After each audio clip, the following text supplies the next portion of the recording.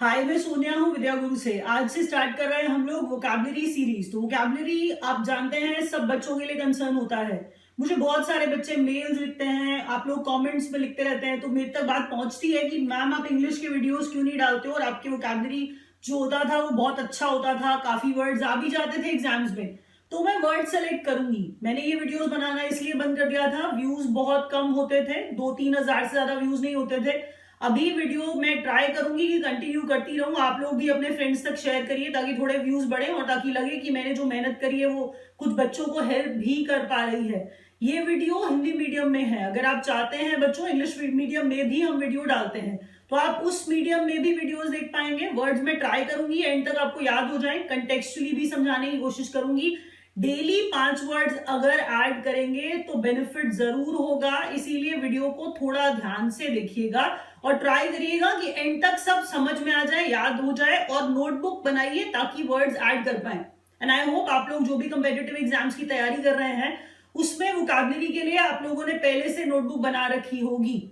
मैं स्टार्ट कर रही हूं पहले वर्ड से। पहला वर्ड मोटिव है। एग्जाम में आने वाले वर्ड्स जो लेवल है मैंने वही रखा है। तो मोटिव का मतलब क्या है पहले ये सुनते हैं। देखिए आप लोगों की स्क्रीन पे मोटिव है। मोटिव का मीनिंग होता है एक इमेज होती है, एक डेकोरेटिव इमेज है, कोई डिजाइन है, कोई पैटर्न होता है जो रिपीट होता रहता है बार बार। हम कह रहे हैं उस तरह के पैटर्न को मोटिव कहते हैं। तो अगर मैं वन वर्ड में मीनिंग निकालूं तो कोई पैटर्न होगा, कोई इमेज होगा, कोई डिजाइन होगा। तो डेकोरेटिव इमेज और डेकोरेटिव इमेज और डिजाइन हम कह रहे हैं इसे मोटिव कहते हैं। अगर मैं सेंटेंस में इस्तेमाल करूं इसे, तो सेंटेंस में इस्तेमाल करके मैं कह रही हूं my mother chose some curtains with a flower motif. My mother chose some curtains with a flower motif मतलब फ्लावर के डिजाइन वाला। फ्लावर मोटिव फ्लावर के डिजाइन वाला। तो हम कह रहे थे सिमिलर वर्ड्स, डिजाइन है, पैटर्न है, डेकोरेशन है, कोई आइडिया और कॉन्सेप्ट जो होता है वो भी डिजाइन होता है। हम कह रहे हैं उस पॉइंट ऑफ व्यू से हम देखें तो मोटिव एक आइडिया भी हो सकता है, मोटिव एक कॉन्सेप्ट भी हो सकता है। अब हम जाते हैं ऑप्शंस की तरफ। अब अगर आप ऑप्शंस देखेंगे तो ऑप्शन में हमारा आंसर आराम से इजी तरीके से निकल के आ गया। मोटिव का मतलब है pattern out of these options. चलिए अगले वर्ड की तरफ बढ़ते हैं। नेक्स्ट वर्ड है लार्सनी। अब लार्सनी को थोड़ा ध्यान से देखिए, शायद आपको याद आएगा भी सही कि लार्सनी थोड़ा सा सुन के भी पता चलता है कि कुछ चोरी वाला, थेफ्ट वाला लार्सनी होता है, चीट करने वाला, जिसे हम रॉबरी, पिल्फरिंग कहते हैं। हम कहते हैं स्टीलिंग लार्सनी होती है। अगर सेंटेंस में समझे तो sentence larceny, the young man was arrested and charged with larceny. तो उस पर क्या, यंग मैन को अरेस्ट किया और उसके ऊपर क्या, किस चीज का चार्ज लगा, उस पर लार्सनी लगा, उस पर लार्सनी का चार्ज लगा। मतलब कौन सा चार्ज, थेफ्ट वाला, स्टीलिंग वाला। तो लार्सनी क्या है, आंसर आया theft. Out of these options larceny क्या है, थेफ्ट। तो हमारा आंसर लार्सनी, थेफ्ट। पहले क्या पढ़ा था आपने, मोटिव पढ़ा था जिसका मतलब डिजाइन और पैटर्न था, लार्सनी का मतलब थेफ्ट। अगले वर्ड की तरफ जरा बढ़िए। अगला वर्ड है परफिडी। परफिडी का मतलब क्या होता है, परफिडी का मतलब होता है being disloyal. Being disloyal, behaviour that is not loyal, that is perfidy. Perfidy को जब हम कहते हैं the state of being deceitful, the state of being untrustworthy, आप भरोसे वाला काम नहीं कर रहे हैं, आप चीट करने वाला काम कर रहे हैं, आप डिसऑनेस्टी दिखा रहे हैं, तो हम कह रहे हैं वो परफिडी है। तो परफिडी का एग्जांपल जरा सुनिए। अगर हम कहें Nancy no longer wish to think about her friends perfidy. Nancy सोचना नहीं चाहती है, बहुत ज्यादा सोचना नहीं चाहती है उस चीज के बारे में। किस चीज के बारे में, उसके फ्रेंड की डिसलॉयल्टी के बारे में, उसके फ्रेंड की परफिडी के बारे में।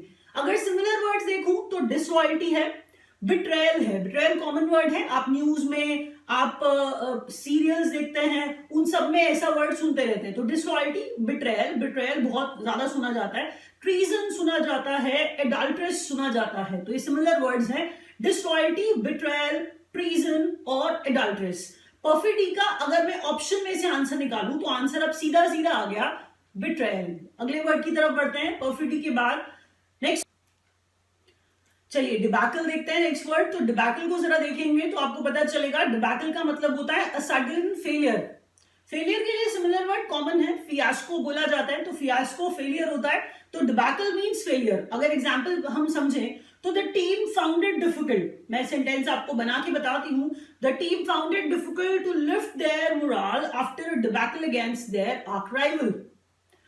हम कह रहे हैं राइवल के अगेंस्ट फेलियर मिला, राइवल के साथ खेल रहे थे, फेलियर का सामना करना पड़ा, तो उस चीज से मोरल क्या हो जाता है, मोरल गिर जाता है। तो जो लिफ्ट करना था, उस मोरल को दोबारा उठाना था, जो उनका मोरल उठाने वाली बात है वो डिफिकल्ट कही जा रही है कि टीम के लिए मोरल उठाना, लिफ्ट करना, ऊपर करना, अप करना डिफिकल्ट था, क्योंकि वो फेस कर चुके थे अपने राइवल से failure, debacle, debacle failure, fiasco, similar word fiasco है, कैटास्ट्रॉफी या फिर आप डिजास्टर भी बोल सकते हैं। अगले वर्ड की तरफ जरा बढ़िए, अगला वर्ड क्या कह रहा है, डिबैकल का आंसर मैं बताना आपको भूल गई, डिबैकल का आंसर क्या है, डिबैकल का आंसर डिजास्टर है, वो शायद आप समझ गए होंगे इसलिए मैंने बताया नहीं, डिबैकल का आंसर क्या है, डिजास्टर है। चलिए नेक्स्ट वर्ड देखते हैं, नेक्स्ट वर्ड है ब्रैकिश। ब्रैकिश की बात करें तो ब्रैकिश का मतलब होता है सॉल्टी।